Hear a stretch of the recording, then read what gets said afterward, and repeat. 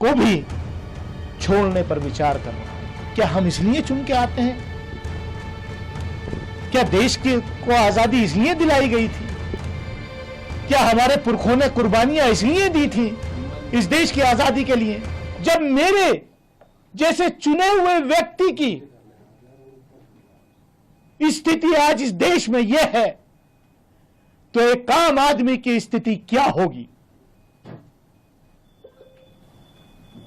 मुझे उम्मीद है कि मेरे साथ न्याय होगा।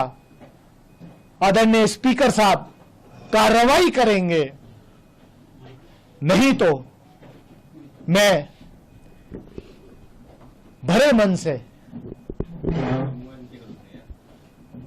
इस सदन को भी छोड़ने पर विचार कर रहा हूं, क्योंकि यह एक सभ्य समाज में बर्दाश्त नहीं किया जा सकता।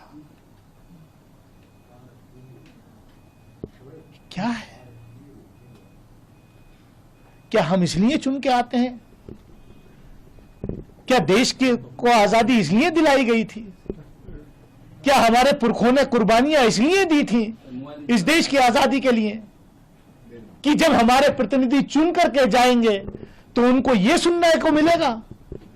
दुनिया के अंदर आज देश की क्या तस्वीर आपने खींच के रख दी है? महिलाओं को आरक्षण, ये स्पेशल सेशन था। 75 साल अमृत काल में हम गए हैं, पार्लियामेंट की नई बिल्डिंग में हम गए हैं। महिलाओं के आरक्षण के लिए यह संसद का सत्र विशेष रूप से बुलाया गया। वो आरक्षण कब मिलेगा? 2029 में लागू होगा, 2034 में होगा या 2047 में होगा? अभी उस पर सवालिया निशान है, मैं उसमें नहीं जाना चाहता। लेकिन मुझे तो ऐसा लग रहा है अब कि क्या ये स्पेशल सेशन इस देश के चुने हुए एक सांसद को उसकी कम्युनिटी से लिंक करके उस पर इस तरीके का अटैक करना सोच भी नहीं सकता, मैं सोच भी नहीं सकता।